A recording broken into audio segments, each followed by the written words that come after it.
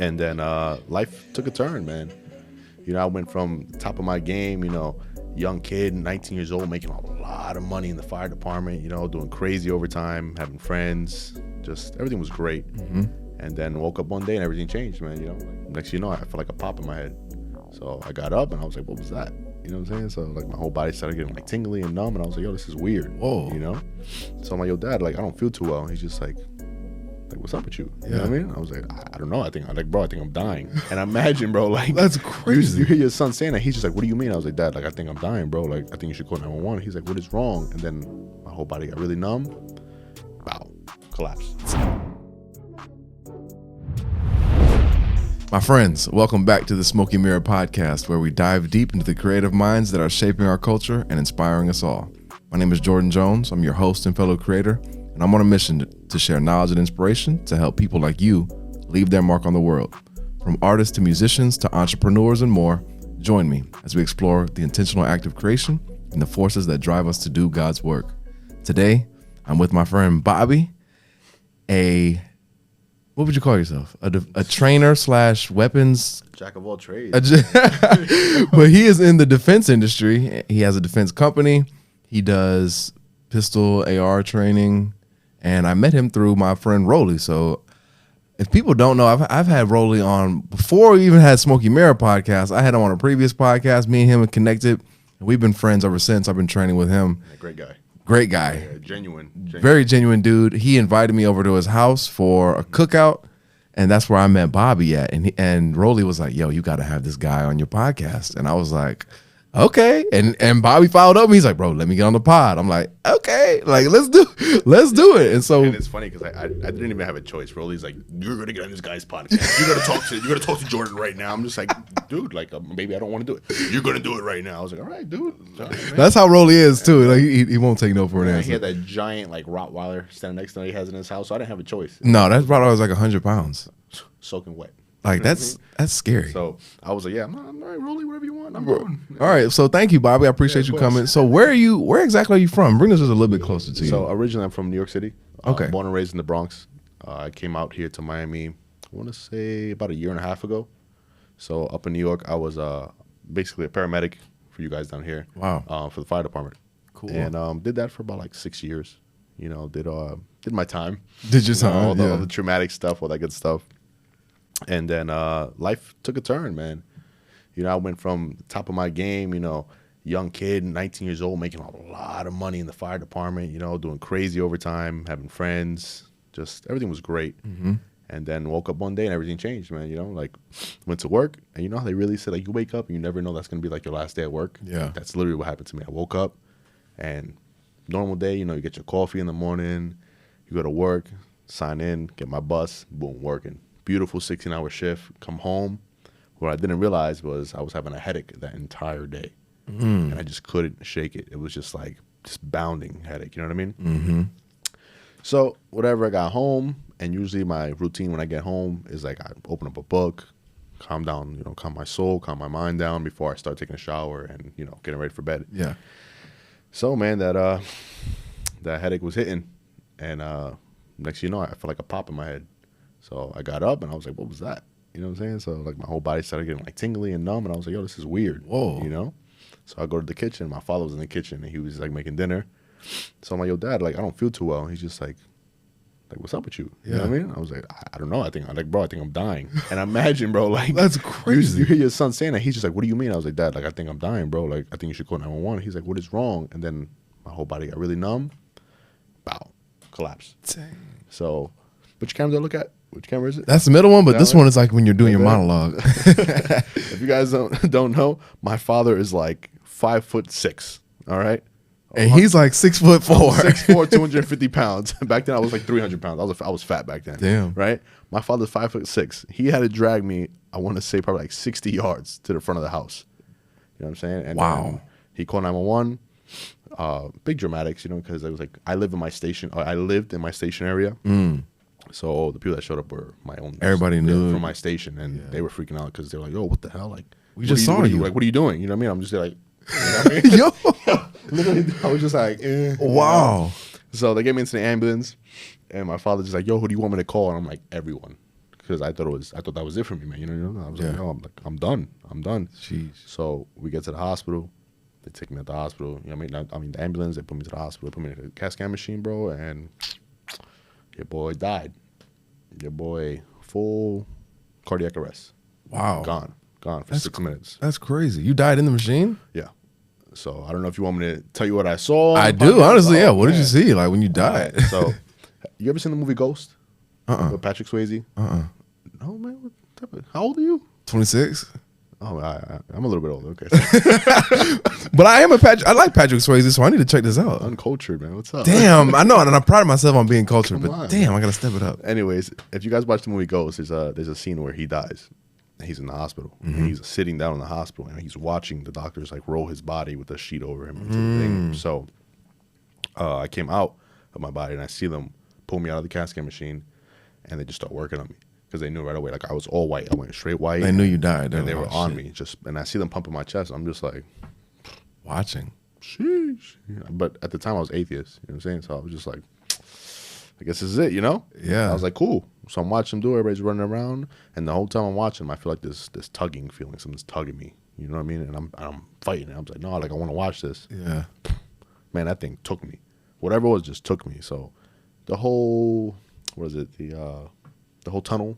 Yeah. It was like stars, galaxies. I'm going through the tunnel, white light, all that stuff. Get to the end of the tunnel, and I'm just like, dude, where am I? You know what I mean? So in front of me was a figure, and the figure's like 10 yards away from me.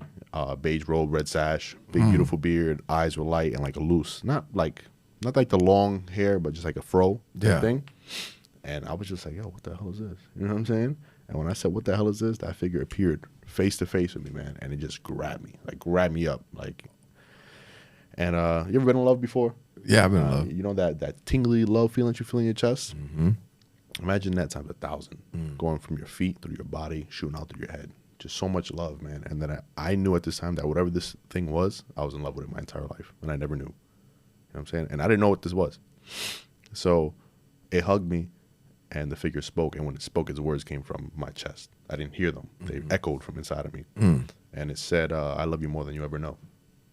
And I was just like, what? Like, what are you talking about? And it just kept reiterating, I love you more than you ever know. I love you more than you ever know. And eventually, after like 6 or 7 times, my soul was like, I love you too. No, he said, I love you too, Jesus. And when I said that, he said, I am he. And when he said, I am he, my whole like, just collapsed, and I started crying like a little baby, man. I'm crying. And he put me in his arms and like put my head in his shoulder like a baby, like you would a baby. And I smelt him and I felt him. He smelled like flowers, like lilac. You know what I mean? He was strong, he was powerful, he was warm. And he just kept saying it over and over, I love you more than you ever know. And then he let me go, and he was just like, I love you more than I ever know. Don't worry about it. It's gonna be okay. So I'm just like, all right. Like, you know sure thing. Life was good, man. I was up there, no pain, no depression. I didn't even think about Earth. Everything was cool, man. It was good. And then he kind of like backed up a little bit, and he was just like, you got to go now. And I was like, what do you mean I have to go? He was like, it's not your time. And me being as young as I was like, well, I'm not going nowhere. Me, talking to Jesus, I ain't going nowhere. I ain't doing shit. Lord, I ain't going nowhere. But he wasn't having it. He laughed. You know what I mean? He chuckled, and he just swiped his hand and back into my body, bro. And that started my journey to where I am now. Wow. You know?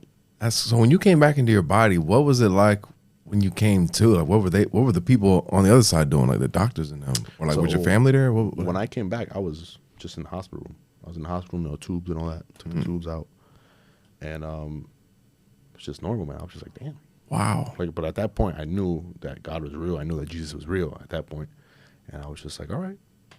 Like, I see where we're at. Wow. So that whole atheist thing ended right then and there. So wait, did they ever figure out what did this to you? Like, yeah. So when we're stressed out, our body produces cortisol, right? And cortisol is filtered through the liver and kidneys, and it's out through urine. I had 4 times the amount of normal cortisol that a human being was supposed to have.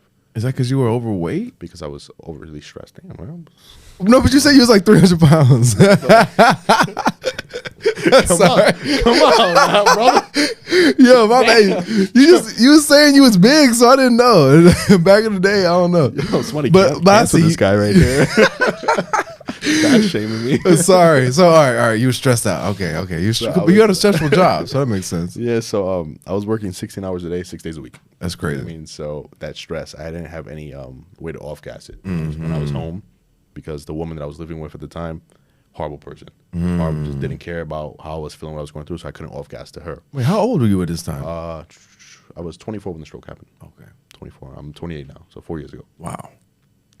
So, yeah, I couldn't off-gas it to her. You know, I couldn't do it, and just built up, and boop. You had a stroke. Yeah, man. Yeah, but it changed my life.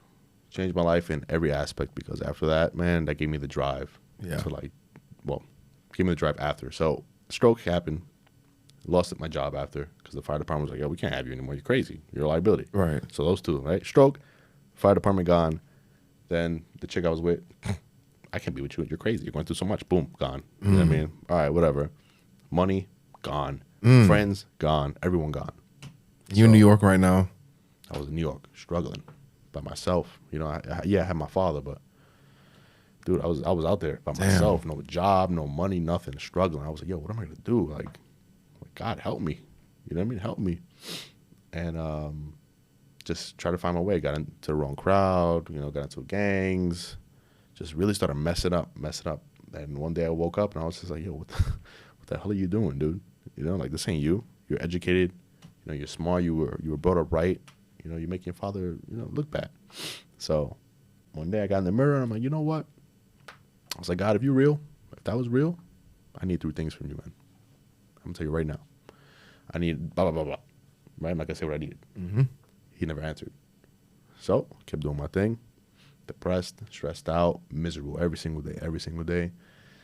And then it got to the point where I was like, you know what, God? You ain't there. So I'm going to just end everything. Unless you do this, this, and this. And man, I'll tell you something right now. The minute I challenged God that time, he was like, I got something for you. I woke up the next day, dude, and my phone was ringing off the hook. That's my cousin from Florida that I haven't spoken to in 16 years prior to that. And she's like, hey, I heard what happened to you. You know, your birthday's coming up. Do you want to hang out in Florida for your birthday? And I'm just like, yeah. Why not? Yeah, why not? I mean, I don't got nothing else going on, you know? Came out here. The minute I came out that plane, I hated this place. Because it was hot? I hated Florida. Because it was hot? It just wasn't New York. Oh, it definitely ain't New York. It wasn't New York, so I hated it. I was miserable, dude. I hated every second of it, and I flew back in like a week. But wait, what didn't you like? It just wasn't New York for me. What did you want? Like, it to be tighter and walking everywhere? It's just, when you're a true New Yorker, when you're born and raised in New York, you don't leave New York, ever. Ever. You live and you die in New York. That's it. That's just the norm. Yeah, that's how you go on vacation every now and then, but even that's rare. Like, I only been on vacation twice in my entire life. New York, and that's it. And that's it. And that's it. So, it just wasn't New York. So I went back to New York, and I was right back to the same stuff, man. Just miserable.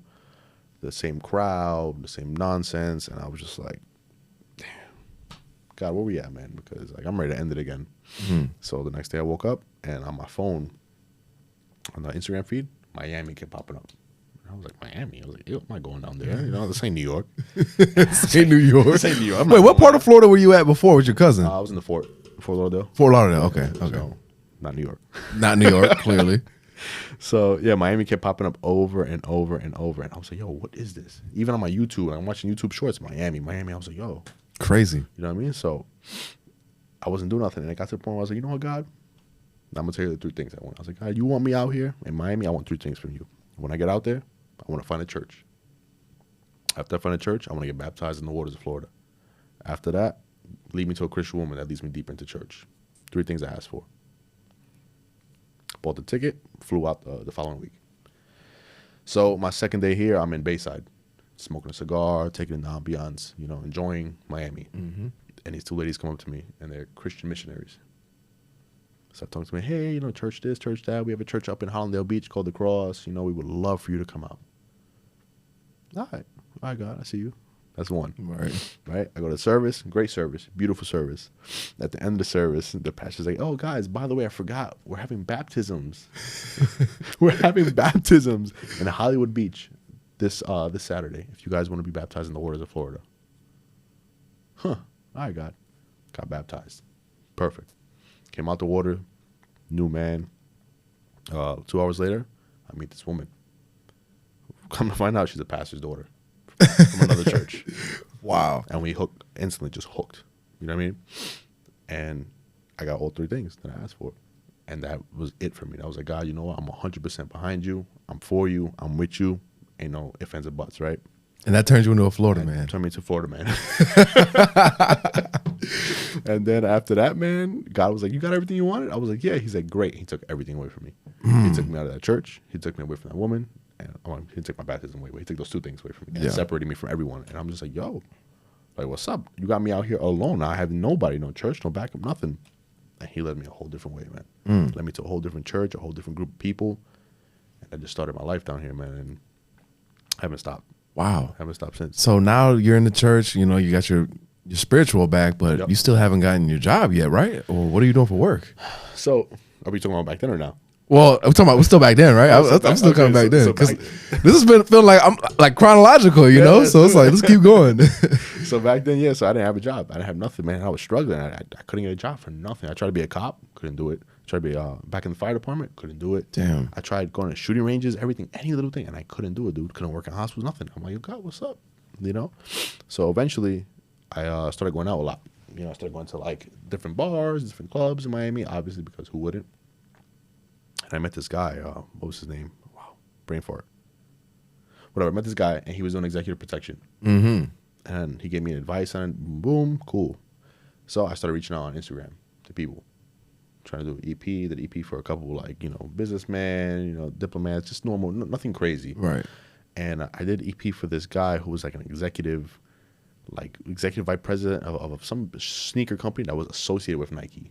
So that they basically sold Nike rubber for the soles. And through them, I met Mike Rainey Jr. So you know Mike Rainey Jr. from Power? Yeah. So I met him. And through that little group, that little connection, got me into other connections. And I started doing EP to survive when I was down here. Wow. So you was working with like actors and stuff? Yeah. Actors, less known actors, models, people that had money, you know, 1-to-1 EP. And I was doing that for like a couple months, like 4 or 5 months.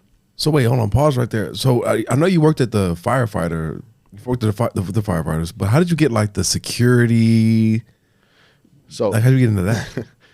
Going back to New York before I left, when I got into gangs and stuff. Yeah. So I can't disclose information of who I was part of, but I was part of a motorcycle club. Okay, a motorcycle club. Yeah, we don't have to call it. 1%ers. So that's it. I was 1%er. Yeah. You know what I mean? And the rank that I was at as a 1%er was basically a bodyguard to the president of whatever charter I was with. So I was from the Bronx, my Bronx charter. I was the bodyguard of my vice president and the president of that charter.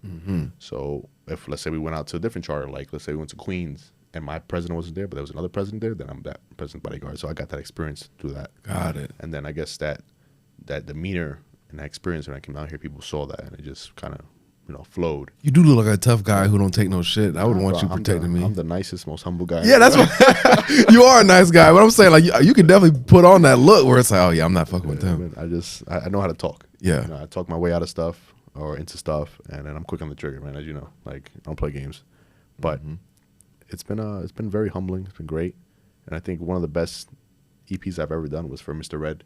Shout out to Mr. Red. I don't know if you guys know, Miami celebrity, the comedian, great guy. Super humble.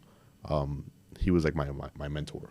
Really? You know, I did EP for him like once or twice, and then we just stood in contact after that. And we just became friends, and then he just kind of mentors me through my stuff, which I have now, like my social media, business, talking to people. He's just constantly on me. You know what I mean? 'Cause he don't play games. He's like me. He came from nothing, and he's there now. I'm not there yet. I'm making it, and he's there. So like for him to mentor me, that means a lot. That is dope. Yeah, and like he didn't have to do that, right? He's just taking that time out of his life to help you out. That's dope. So dope guy, really good guy, and he helped me, you know, get on the right track after the whole EP stuff ended. Okay, know? So then when'd you meet Rolly?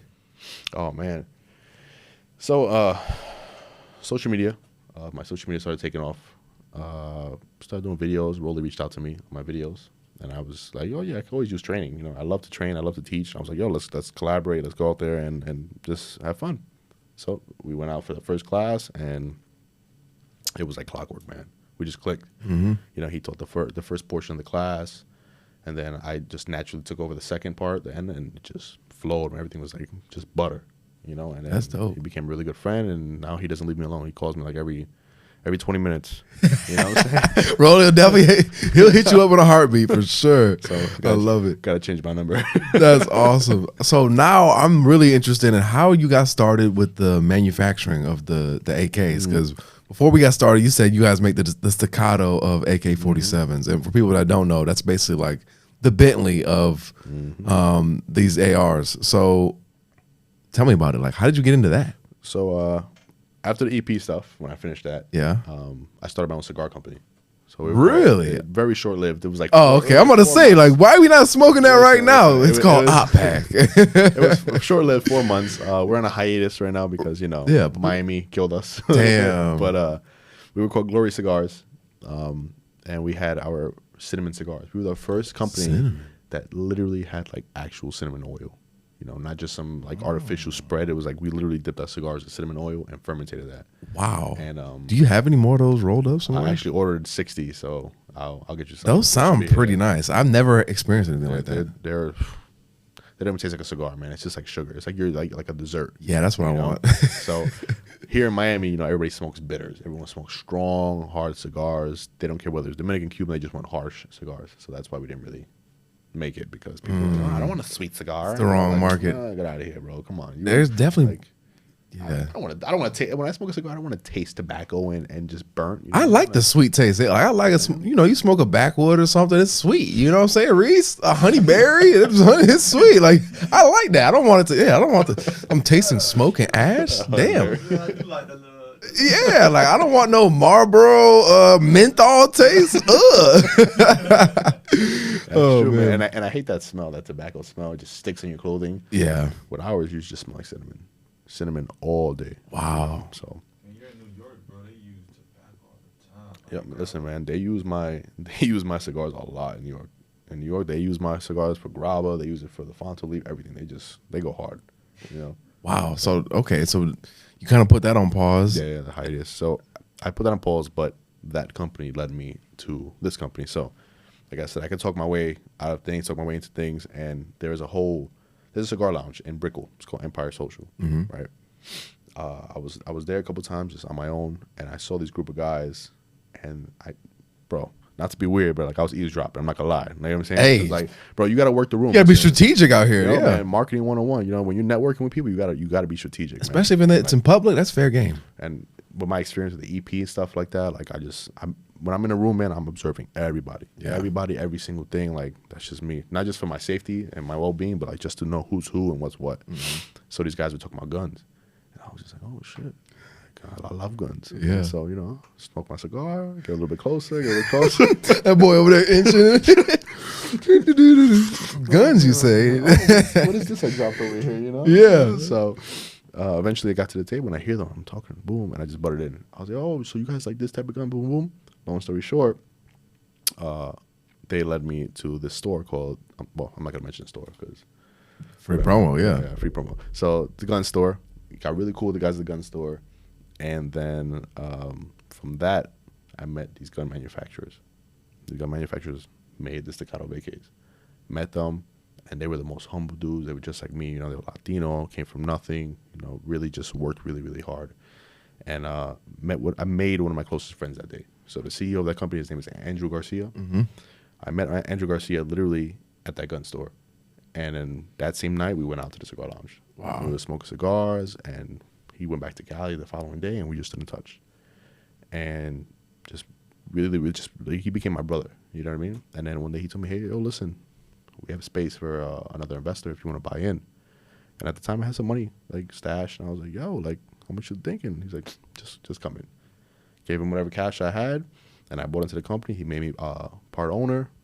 And, man, from that day, we just went hard. That's dope. All because of a conversation. That's it, man. So that's one thing, piece of advice. Everything's networking in the city. Yeah. Here in Miami, nobody works, right? That's the thing. Nobody works, right? But, man, networking is so valuable, bro. Like, even if you don't work, or even if you do work, let's say you just work like a normal job. Just go out every weekend. Go out every Thursday, Friday, Saturday. You know what I'm saying? Go to these bars. And I'm not talking about like Blackbird. I'm not talking about these party. Go to these like lounge type bars or these dive bars or like these very fancy places because that's where you meet people. Right. That's where you're meeting people who are like executives. They're making 6, 7, 8 figures. Yep. They're talking about deals and politics and all types of stuff. Yeah. It's like, and even if you don't meet those executives, you'll meet their assistant. Right. Or you'll meet their cleaner. Or you'll meet their friend's friend or their brother's cousin or their grandmother's mother. You know, like think about that. You meet somebody's great grandmother. She's like 120 years old, but you know what? Because you were nice to her, now she calls, oh, he was so nice. He was so nice. Give him a chance. Next you know, you in there. You know Next thing you know. So yep. That's networking 101, man. That's the most valuable thing. Make that a job. Pay yourself. Everybody's so worried about making money. Oh, man, I got to work these 20, 30, 40, 50, 60 hours a week just to pay. Man, you got to pay yourself. Yeah. You got to go out there and you got to network. I think Kanye said this. It's like your network. I mean, he's not the only one who said it, but yeah, your net worth, your network is your net worth. Like that really is. It can put you in so many doors that you didn't even know about. You didn't even know there was a door there, but because somebody up here liked you, hey, opened it up for you. It takes one conversation, man. That's it. One conversation. Where was I last night? I was at the Cigar Lounge again. Who won last night? I don't know. I didn't watch the game. The Heat won last night. Oh, nice. It's funny. Me and my boy was trying to bet on a game earlier, and I told him, I was like, bro, I'm not going to lie. I have not been keeping up with the NBA. And one of my dogs invited me to that game, too. He was at the game, but Good game. It was a good game. against the Bulls, yeah. My game. boy's a Bulls fan, but No. so wait, you was at the Cigar Lounge watching it? So after. Oh, I watched it at home. Yeah. And then after to celebrate, I was like, I'm going to Hell Cigar yeah. Lounge. It's You probably know? lit in the I'm city, smoking right? A nice cigar. So I'm in the Cigar Lounge chilling, smoking a cigar. And I look behind me and it's this dude. Big stubby dude, you know what I mean? Like bald, just black dude, just brolic. I'm like, yo. It's like, huh. He got a Heat uniform on, like a polo shirt, khakis, and on his right hand, he had a Heat championship ring. I'm like, what the fuck? So I'm at the bar, I'm like, yo, who is this guy, man? And you know me, right away. I'm like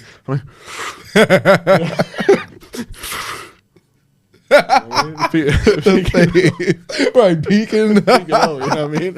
Yeah. So my man's, he's a GM there, and I was like, yo, who is that? And he's like, oh, that's so and so. He's an announcer for the Heat. And I'm like, oh, okay. Yo, introduce me. Got you.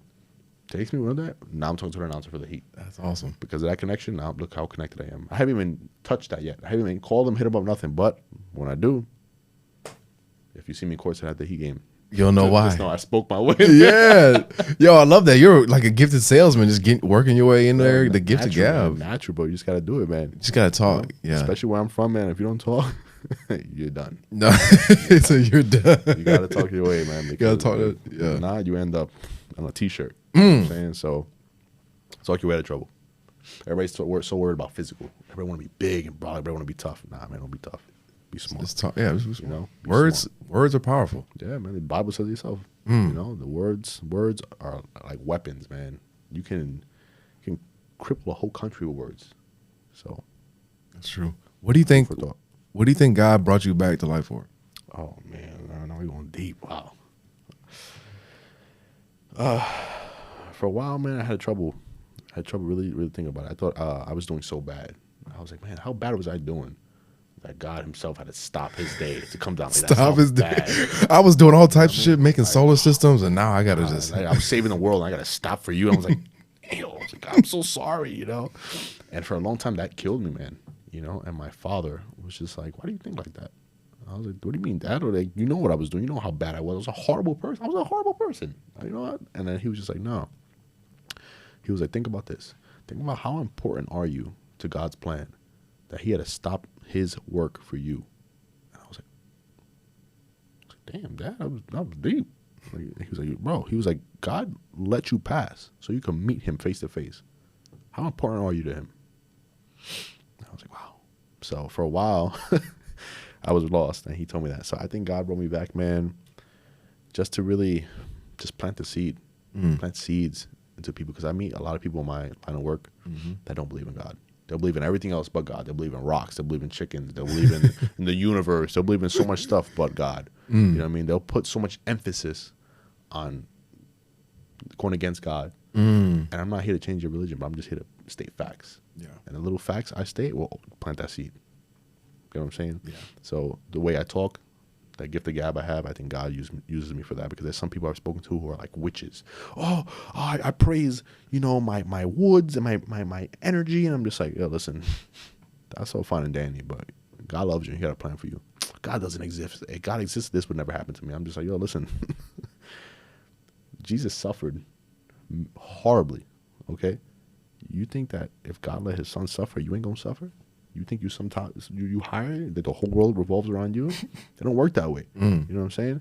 So that right there is enough to cripple a little bit what they're thinking about, and then God just does the rest. That is cool though. You have a really powerful testimony of experiencing death like that. That's really crazy. It's all him. All of this, all him, man. Where I am now is him. None of this was me, because me by myself, I would have still been in New York in my bed, sleeping, miserable. You know what I mean?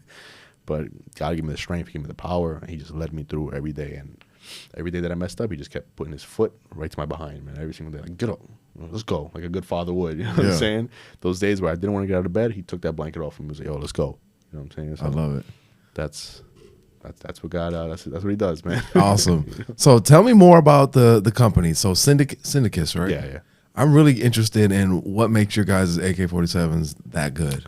So in the AK world, you got the big dogs. You got like Kalashnikov, you got Arsenal, you got Century, you got Palmetto and all them big companies, the big dogs. Yeah, of course. Right? And then you have a bunch of little companies on the side, us being one of them. But the thing about these big companies is that they all use the same parts. Like if I had all these companies right here in front of us, they all use the same internals, the same specs. Everything is exactly the same. Then that's why they all break down. Arsenal is the only company that maybe uses a little bit more high quality, but even their QC is horrible now. So we come in, Syndicus, we do everything singular, by hand. So each AK is built by an individual builder. Each AK is painted by an individual painter. And each AK is QC'd by an individual QC'er, whatever. Yeah, quality controller, whatever. Everything is singular. And then after all that is done, it's packaged by an individual person, marked up, sent to the CEO.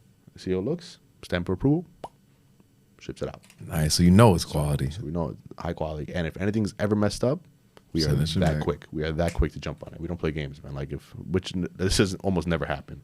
But if there's anything wrong, the customer calls us. Y'all don't even worry about it. We'll take care of shipping. We'll take care of everything. Bring the AK back, fix it up, boom. You know what I mean? So what makes us different than these other companies that we use upgraded internals? So we have titanium nitrate bolts, titanium nitrate triggers. Our piston is titanium nitrate. Everything is just high quality, high end stuff because we want our guns to last. Yeah. Most AKs, they start losing head spacing. The bolt starts losing head spacing around like 10,000 rounds. And that's when things start happening to the AK. It's just the AK is too powerful. Yeah. 7.62s are huge. Yeah, man. There's a lot of pressure in there, and then the rivets start punching out. Triggers start getting loose. Barrels start corroding. It's just what it is. With our AKs, my AK that I have at home right now from our company, right now I'm sitting at 14,000 rounds. It's like nothing. If I show you pictures of it, it still looks clean. And I beat that gun. I've set that gun on fire. I put that gun in the mud. Crazy. I've slammed that gun on the floor. I've launched that gun in the sky. Like, dude. It's indestructible. Indestructible, man. And no rust. No wear. A little bit of oxidization. Sure, of course. From Yeah. the corrosive rounds that we use because it's junk. Yeah. But, dude, that AK is like, Just ease it up. give me some more. Wow, man, I really want to shoot it. I'm just itching thinking about it. I bought a couple of new guns. Definitely not as fancy as y'all's Syndicus AKs, but I talked to Rolly about this. I wanted to do a little training / shoot the guns, record a little YouTube video and all that. I said all that to say I definitely want to shoot that AK sometime. Man, you coming out the 23rd, right? Nah, okay, I'm not gonna make it the 23rd. You're not gonna make it the 23rd. That's crazy. I know. I had other commitments, unfortunately. Making excuses for training. That's crazy. I know. Well, that's why I'm trying to get it in. I'm planning like my own sesh. You know what I'm saying? I'm getting some people together. Well, trying to make up for it. If that is the case, let me know because I got to bring a lot of ammo, and that ammo is hard to find right now. Yeah, 7.62 is a pain to find right now. Yeah, I'll probably try to bring my own too. If let me know, and I have 2 AKs, both for my company. You can try them, man. Like I'm telling you, once you shoot my AKs, you're not going to shoot anything else. I'm already knowing that shit gonna have me spoiled. Yeah, man. Special gonna be out there too. You trying to shoot them bitches? Hell yeah! It's a hell yeah. We're also probably the lightest AKs in the market. We're super light, super light. We feel like ARs. Our AKs feel like ARs. Wow. So we have our 7.62. We make our 545 by 39. We have our 556. We have our custom built AKs that we do. Like you name it, we do it. You know, port and polishing, gold, chrome, platinum, diamonds, rubies. We do it all. Wow. Everything, bro. There's no limit to what we do. You know. Has somebody really gotten like a diamond encrusted one? Yeah, we had what was it, like a ranchero? Are those like the Mexican singers, like rancheros? Like, we had one like that. I forgot what his name is, but he ordered like a golden AK, and that thing was like gold, like 24 karat inscribed gold with like diamonds on it, dude. Damn. And I was just like, we're doing this? He said, we're doing I was like, we're doing this? That's crazy. My CEO was like, yeah, what do you think? I'm like, I don't know, man. That's He said, crazy, hey. man. You got gold connects like that? He said, this is my third day here. I'm just trying to like, whoa, okay, like that's crazy. So that happened. I was like, damn, all right. And, yeah, it was like $45,000. Wow, You know, beautiful piece of art, mahogany, red wood, like that's beautiful. gold, Dang, real narco stuff. I would love something like that. $45,000. That's all you need to get you an all I mean, gold. if you want a 24 karat gold, I mean, 24 karat, we yeah. can lessen it down. You know, we do a 14 karat, gold plated. You know, Right, yo, wow, special. Would you rock a gold all gold AK? Right, that should be sweet with the red mahogany wood on there. Oh yeah, that thing nice, man. I'm telling you. yeah. Oh, rock a suit with it. Oh yeah, that would go crazy. But this guy looked like a real ranchero, bro. Someone like cowboy boots, you know, the button down with like 2 buttons left, bro, on the big cowboy hat. Big cowboy hat with big belt buckle. Big giant belt buckle that says "Oh yeah," and I'm like, yo, Oh, yeah. I'm not playing with him, bro. He got the gold. I'm like, yo, Yeah. listen, if he could spend 40 grand on an AK, man, I ain't messing with that dude. Nah, bro. for real. He's definitely shutting shit down. That's Can you imagine when he drives? no. If you're getting your gun custom made, gold plated with diamonds, 40 grand. What do you drive? that's I wanna know, insane. What are you driving to Mexico, bro? That's insane. He's driving a tank. That's probably what he's driving. Yo, wouldn't surprise me over there. That's man. crazy. Wow. Okay. So, how old's that company? Oh man, we're young, bro. The company itself, we're probably like 2.5 years old. Oh wow. So it's pretty new. We're, Yeah. we're babies. We're That's babies awesome. for sure. But we're making waves. You know, our social media presence is getting there. Our quality's there. We just gotta execute more. Yeah. You know, we're young. Yeah. So, you know, Staccato didn't start out, and they were famous one day. You know, Staccato was out for a long time. Yeah. And even people that want to buy Staccatos for the prices that they are now. People are like, I'm not paying no $1,500. And now look, they salivate at when they find one for 25. Facts. You know, it's like my Staccato alone. The Staccato I have on me now was like almost $3,000. Wow. And I was like, damn, do I want to spend $3,000? I'm about to say $3,000, but I mean that shit is sweet. I love it, bro. I love it. Best pistols on the market, hands down. So Nothing better. So I need some education, and I know people are probably wondering like, why is Staccato so much better than like a regular? So big thing on Staccato, which I love. Every gun built by an individual person. Every single pistol is built and inspected by one individual person. And when you buy that firearm, it literally, he has a card. The card to the person that built it, their name, their full name, when and what time, everything. With the thing. So that's one reason. They use the highest quality. They don't cut corners at all. At all. Everything's like just steel. Everything is pure steel, titanium nitrate. Everything is just ready to go. You know, they use the best parts. You can't knock them, bro. You really can't. Like, now I can see why people spend, you know, upwards of $5,000 on like the fully loaded Staccatos because they're great. It's worth They're it. great. Yeah, they're great guns, man. They don't move. They don't jam. I mean, I know some people have bought Staccatos out the box and they got them a little bit dirty and said, oh my God, they jam so easily. Listen, Staccatos are very sensitive guns until they're broken in. You have to break a Staccato in. You know, when you have virgin parts, right? You can sneeze and the gun might jam. It's just what it is. Like it's virgin parts. Yeah, break it in a Yeah, little bit. you Yeah, I have guess get you used have to it. man. So like even with my AKs, like you first get the AK, when you first get it, it's not gonna jam, but it's gonna feel notchy. That's virgin parts, man. That's fresh steel and titanium on. You know, It's literally straight never bro. shot that. It fired that whole mechanic before. Right? Yeah, bro. Like even me, I have like 4,000 rounds in my Staccato. It's still not broken all the way. It's like 7,000 rounds. You know, so she don't jam as much as she used to. Yeah. But you know, don't ever let anyone deter you if it's Staccato. Oh man, you get a little bit of water, it's not gonna. Man, the things work. Right. They work. I mean, if John Wick can use it, then Yeah. I think you can. Get the fuck up. We ain't never seen a jam on John Wick. So, Right, and yeah, good. No, that's for real. Wow, no, that's so cool. So, what do you carry every day? My Staccato C2. Staccato? That's my EDC. I used to carry Shadow Systems MR 920. That used to be my daily, which is basically an upgraded Glock. Okay. And I hate Glocks, by the way. Why? Worst guns in the market. I love my Glock. Oh God. Listen, man, Glocks, if it's a legit Glock from factory, they're probably one of the worst guns I've ever shot in my life. Really? Why? Glocks, they feel like, imagine a Honda Civic, right? Let's say you go out and you buy a 2009 Honda Civic. Okay. L, just regular base model, automatic, with the hubcaps. That's what, with the hubcaps. Yo, but That's a Glock. but it gets the job done, doesn't it? Like, I mean, is it? yeah, but I mean, are you gonna leak some oil and you're gonna break down a couple times before you do it? Yeah, man. Listen, Glocks, they're so mass produced, right? Mm-hmm. That they don't care about their QC. They don't care, bro. You go to the Glock factory, they have mass produced pistols all up and down that line. They don't care, man. They use the cheapest metal they can find just to make the gun work. Why do you think you could buy a Glock right now for $500 brand new? That's ridiculous. That's $100 more than a Taurus. Are you kidding me? A Taurus right now, a Taurus G3 is like $450, right? You telling me a Glock is $550? A Glock? And you want me to trust my life with that thing? I'm good. I mean, I guess I'm surprised because I mean, how much did it change? Was there a shift, or was it always like that? So I think me personally, I think Glocks were always horrible. But I think that when they first came around, there was nothing better than them. You know what I mean? They had good quality back then to those standards, right? In modern times, with the companies that we have out now, like FN, we have FN, we have H&K. H&K, come on, man. You can't compare Glock and H&K. It's ridiculous, the differences. But Glock, man, they've stood the same. They still use that cheap polymer, that cheap P80 polymer nonsense.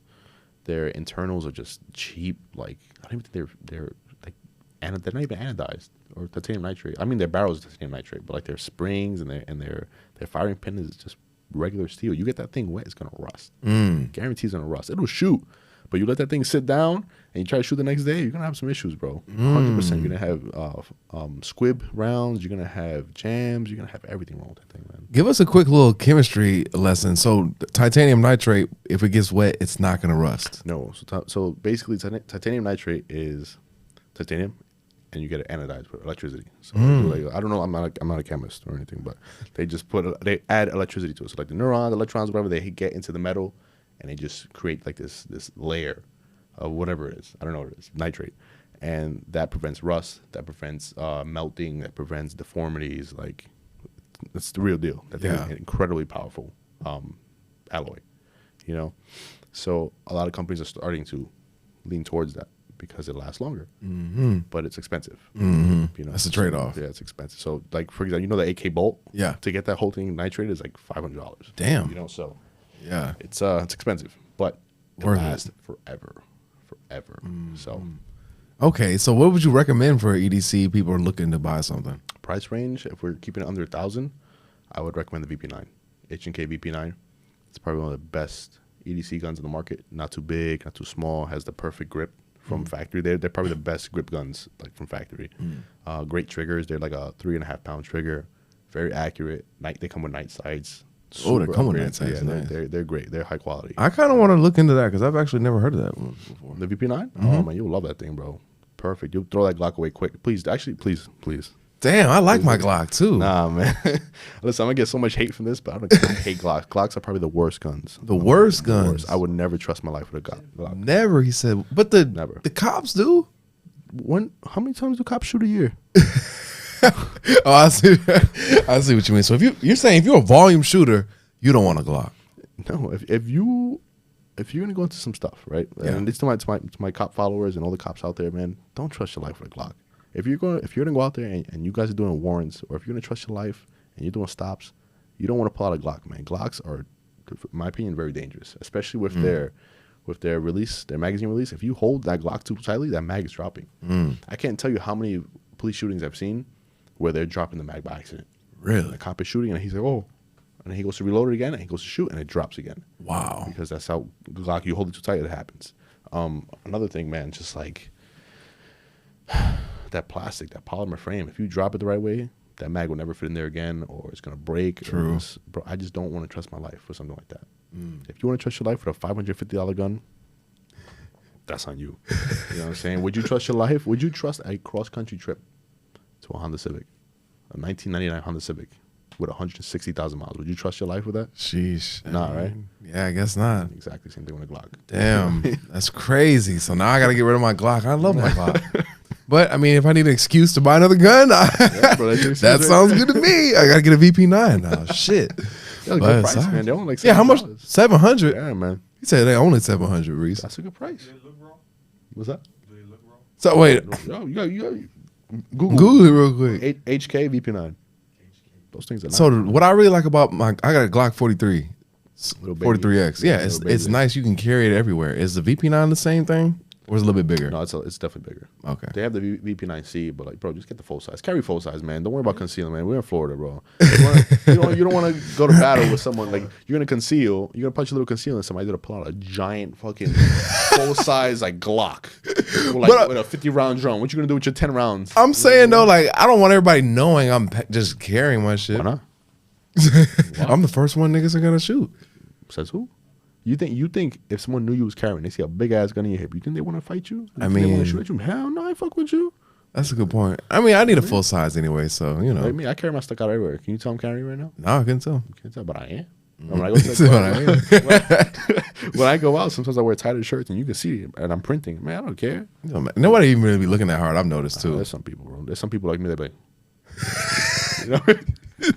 People who are observant, yeah, I guess the average Joe though, they never be like. Yeah, man, that's But yeah, I know some people. Be yeah, bro. Like me, when I go to the club, I observe everybody. I'm like, yeah, he got a gun in his bag. Oh yeah, he got a gun on him. He got a gun, but he don't know how to shoot. So good. I mean, like, he got too much lotion in his hands. I see it. too much He got that gun. lotion. That shit gonna just fall out his hands. You're gonna see a lot of this in the club. Be rubbing his hand for an hour. Like, yo, how much lotion? You know, bro? You know? That boy plotting on shit.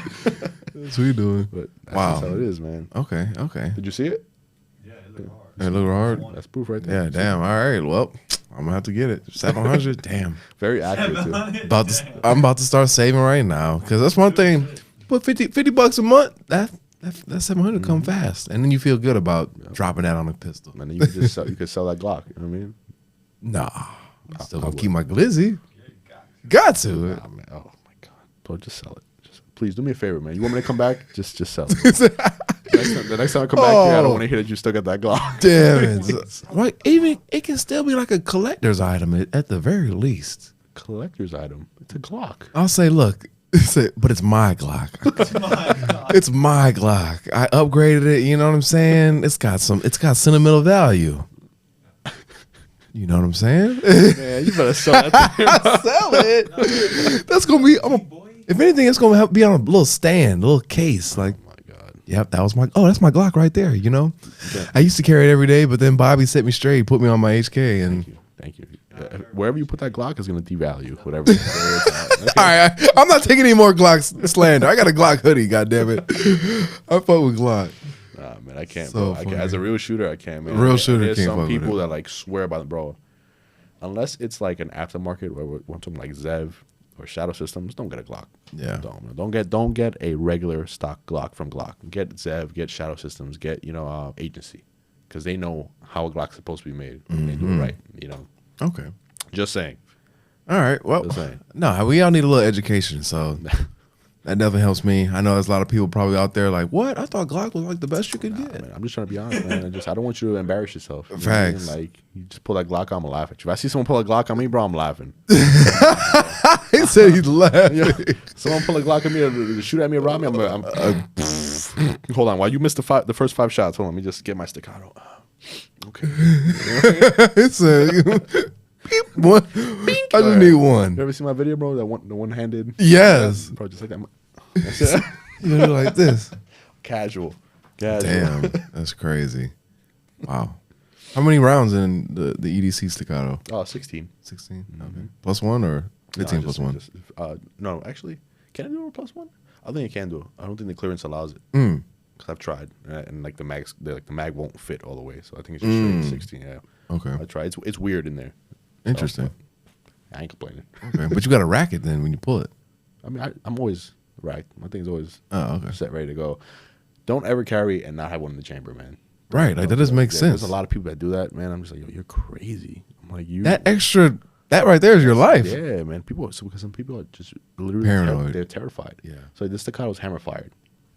So you rack it back, the hammer's always back. And some people, like, their mind tells them, oh, that hammer's gonna drop by itself magically, like something's gonna like just happen. And so no, it doesn't. It doesn't do that. Yeah, it doesn't do that. You know, Staccato has 3 safeties. You know what I mean? It has the flick safety, has the rear safety, and then your finger. You know what I'm saying? You're telling me that some magical force is gonna hit all 3 of those safeties and the hammer? No way. Come on, man. No way. They're not. They don't even do the pistol, the trigger one, let alone the grip and the actual they got switch the flick, too. They got Come the on. grip. You know, so You can't got safety? no, your finger. It's the Your finger. trigger safety. Yeah. So I mean, I'm fine with that, man. Listen, I'm fine with that, too. If as long as the trigger ain't pulled, man, you know the guns ain't gonna go off. You know, so I think there is a lot of stigma around guns because people are very unfamiliar with it. Like they don't handle it. They don't know anybody who really uses it. So it just you see it and you think crime, violence, you know. And well, when you think about it, man, half of this country isn't in a firearm like type of mindset. You Yeah. know? There's only 25 states that are constitutional carry. Right. Those are 25 gun-friendly states. So it means that you have another half of a country that doesn't even know about guns. Scared. They just see that they see mass shootings and they see all this stuff. They're like, oh no, we can't. Well, guns are dangerous. right. Guns ain't dangerous, man. It's the people that are dangerous. Yeah. People want, oh, we want more laws, we want bans. That's not gonna do anything. It's the people. You know, were some of these guns that were used in the mass shootings legal? Yes, they were. Unfortunately, but the amount of law-abiding gun owners compared to the amount of shootings, It's not even close. no. So it's the people. You know, if they want to add a law, I'm all for, you know, psychological checks. Yeah. If they want to add a law, but other than that, like, we're good. Especially in Florida, you have to do 2 background checks, one state, one federal, before you even look at a gun. Yeah. You know what I'm saying? So when people tell me like, "Oh man, you can walk into Toys R Us and get a gun in Florida," I'm like, "What?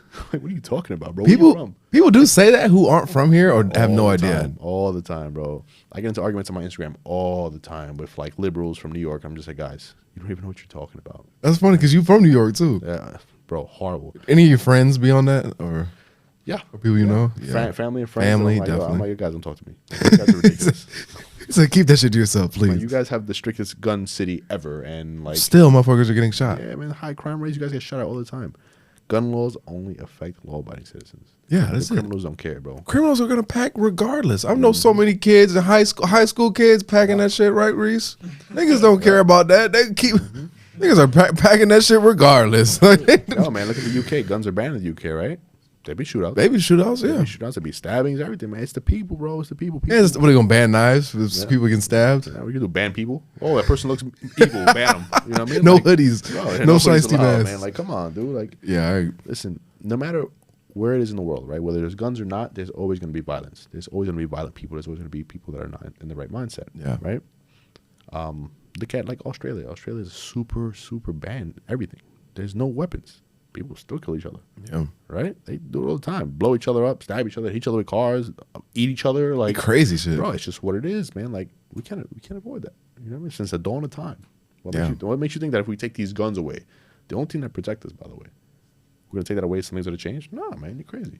Right. And it's like gun laws require gun violence to enforce. The people who are making these laws, the people guarding them aren't going to give their guns away. Exactly. So it's like, if anything, we need more guards. We need more people that can defend stuff. I tell people all the time, listen, if you want to live in a place that has no guns, go to a communist country. Go to Cuba. You know what I mean? Go to China.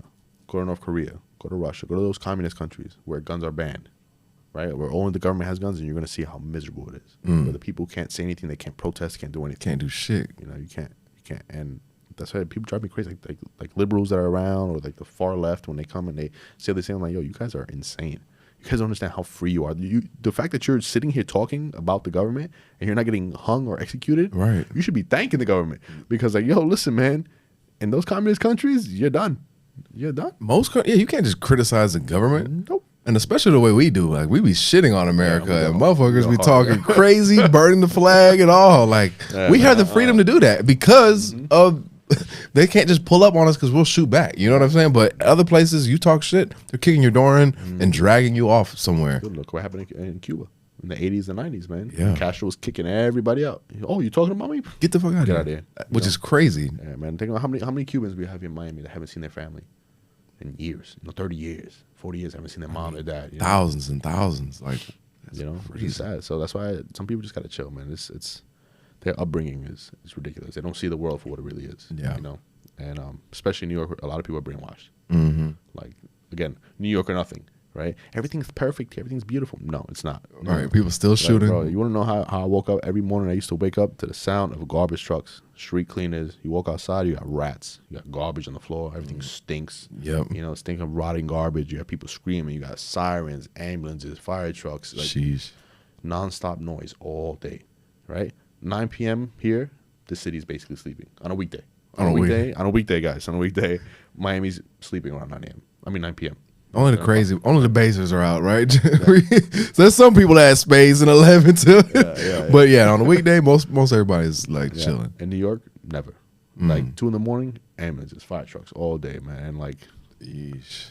I eventually fell asleep to that noise. So like when I first came here, I couldn't sleep. It was too quiet. He's like, damn, I gotta put on some traffic noises on YouTube. No nonsense. I did that for a while, man. I had the New York City subway. Yeah. What the hell? I might fall asleep to the subway noises. Because that distinct noise. So there's a whole sequence, man, when the trains leave in New York. You know, it's that ding ding. Yeah. You hear the door, the doosh, and then you hear the and then the train goes, and then dooku dooku dooku dooku. You know, and then that noise is what I fell asleep to. You know, when I was in New York. Yeah. So then I heard it here. I was like, oh, I'm gone. That's I'm awesome. gone. And Hilarious. Then, eventually, I got used to the quiet, so now I just sleep with the fan on. You know what I mean? White noise. Yeah, there you go. See no more trains. Yeah, there we go. We evolved. I love it. That's awesome. Yo, so where can people like keep in touch with you? And we got my Instagram, Bobby. I'll tell him to type it up because it sounds weird. It's not spelled the way it sounds. That's my Instagram. You guys can DM me there. Any questions with my personal classes or my company, everything's in the bio. Or you get in touch with this guy to get in touch with me. It happens. We'll figure it out. All right. Sure. All right, Bobby. Hey, I appreciate it. I mean, this guy literally came back to life. I'm glad you're here with us, and I'm glad you're on a mission. Listen, man, thank you for having me. I appreciate every single second. For sure. Looking forward to seeing you at training. Yeah. And don't bring the Glock. I'm going to bring my Glock. That's literally like the main thing I be shooting.